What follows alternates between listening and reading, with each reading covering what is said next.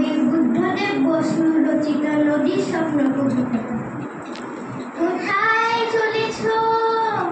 এদিকে এসো না, কথা শোনো দিকি। এই নাও এই চকচকে ছোট নতুন রূপর শিকি। তোমার কাছে দুটো আনিয়াছি, তোমায় দিচ্ছি তাও।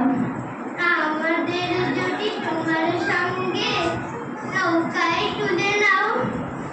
নৌকা তোমার ঘাটে পাতা আছে, যাবে কি অনেক দূরে।